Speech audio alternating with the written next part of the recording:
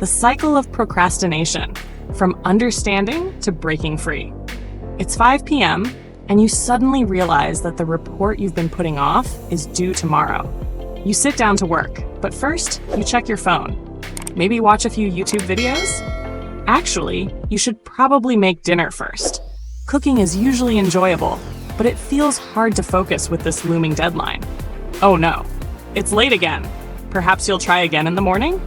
Welcome to the endless cycle of procrastination, a struggle almost everyone has faced at some point. But why do we keep procrastinating, even when we know it leads to negative consequences?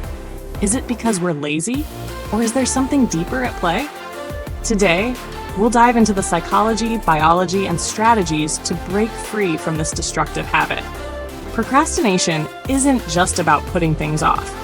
Sometimes, delaying tasks is part of responsible time management, choosing to prioritize what matters most.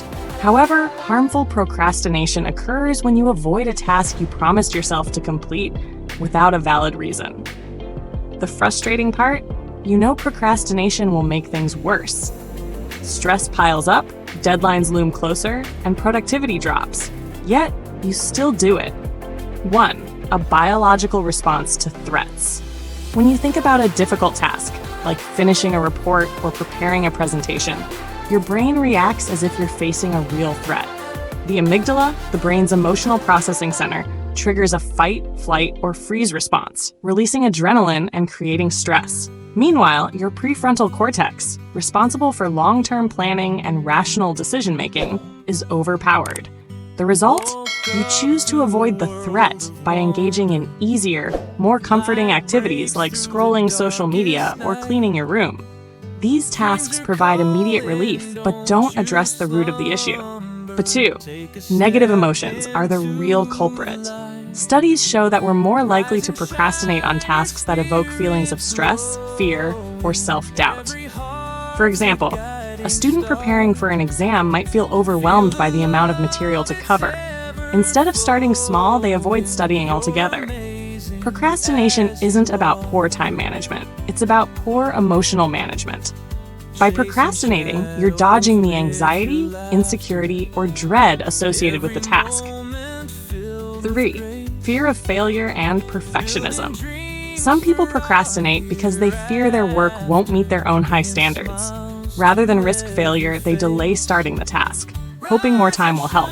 Unfortunately, waiting doesn't improve quality.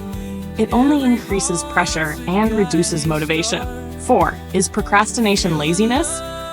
A common misconception is that procrastinators are lazy, but laziness often involves a lack of energy or motivation. Procrastinators, on the other hand, are often busy with less important tasks to avoid the main one. Regardless of the reasons, the results of procrastination are often the same. Chronic procrastinators tend to experience increased anxiety and depression. Feelings of guilt and shame about missed deadlines take a toll on mental health. Chronic stress, prolonged stress negatively impacts both physical and mental well-being. Lower productivity, tasks pile up, and quality suffers. Damaged relationships. Procrastination can lead to broken commitments and eroded trust with others. Now that we understand why procrastination happens, how can we overcome it? First, it's essential to stop blaming yourself harshly. Self-criticism only worsens the problem. Instead, try these strategies. 1. Break tasks into smaller steps. Big tasks can feel overwhelming. Divide them into smaller, manageable parts and focus on completing each step. For example, instead of trying to write an entire report in one sitting, spend one session outlining it and another drafting the introduction. 2. Remove distractions. Eliminate things that make procrastination easier, like turning off phone notifications or using website blockers to limit access to distracting content. 3. Practice self-compassion. Forgive yourself for past procrastination. Mistakes are part of the process, and self-compassion helps reduce the negative emotions that fuel procrastination. 4. Use the 5-minute rule. Tell yourself you'll work on the task for just 5 minutes. Often, starting is the hardest part, and once you begin, you'll feel more motivated to continue. Procrastination doesn't have to define your life. With the right strategies, you can break free from the cycle and achieve more in both work and life. Don't wait any longer. Start now and turn today into the beginning of a better future.